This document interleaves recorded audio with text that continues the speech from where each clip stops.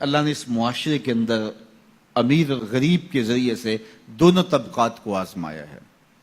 سارے لوگ دولت مند نہیں ہوتے۔ اگر سارے لوگ دولت مند ہو جائے تو نظم کائنات نہیں چل سکتا۔ سارے لوگ ہی جو ہے وہ غریب ہو جائیں تو پھر بھی نظم کائنات متاثر۔ اس نے اوپر نیچے رکھا، یہ اس کا نظم ہے۔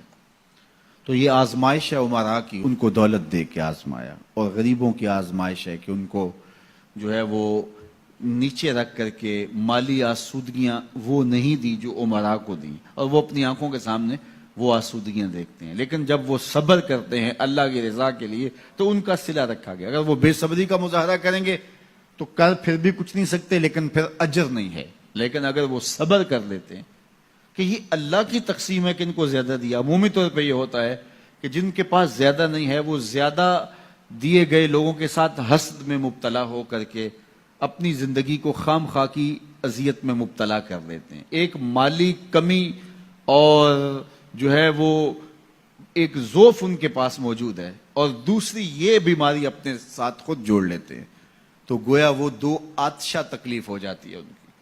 تو وہ ایک مالی ضعف میں مبتلا ہیں اور آسودگی میسر نہیں ہے، اور ضروریات بہت ساری ہیں اور ان کو پورا کرنے کے لیے وسائل خاطر خواہ نہیں ہیں۔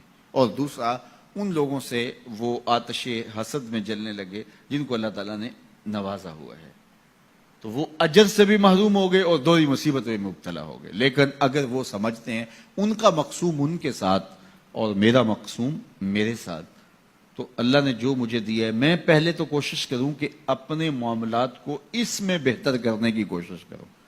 جب ہم دائیں بائیں سے دیکھ کے اپنے گھر کا بجٹ بناتے ہیں اور دائیں بائیں دیکھ کر کے جو ہے وہ اپنے امور زندگی کو طے کرتے ہیں تو پھر ہم مشکل میں مبتلا ہو جاتے ہیں۔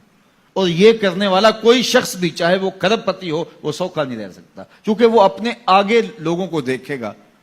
5 مرلے کا ایک مکان ہے کسی شخص کا اور وہ اس کو آسودہ سمجھتا ہے، لیکن اگر وہ اپنے رشتہ داروں، عزیزوں، اپنے دوستوں کو دیکھے کہ وہ 2 کنال کے بنگلے میں رہ رہے ہیں تو وہ 5 مرلے کا مکان سکڑنے لگے گا، اس کو تنگ لگے گا، اس کے اندر اس کی سانس گھٹنے لگے گی۔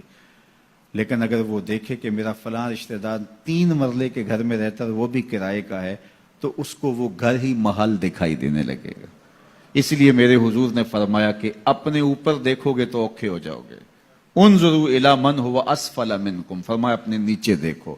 نیچے دیکھو گے تو زندگی سوکھی ہوگی، اوپر دیکھو گے تو زندگی اوکھی ہو جائے گی۔ اس لیے تمہیں جو دیا گیا اس پر مطمئن رہنے کی کوشش کرو، اس سے اجر بھی ملے گا، اور پھر اپنی چادر کو دیکھ کے ٹانگیں پھیلاؤ گے تو آسودہ رہو گے۔ اللہ اکبر۔ سنو سیدنا علی المرتضی رضی اللہ تعالیٰ عنہ حضور کا ایک فرمان ذکر کرتے ہیں کہ آقا کریم نے فرمایا جو اللہ کے دیے گئے تھوڑے رزق پہ راضی ہو گیا، اللہ قیامت کے دن اس کے تھوڑے عملوں پہ راضی ہو جائے گا۔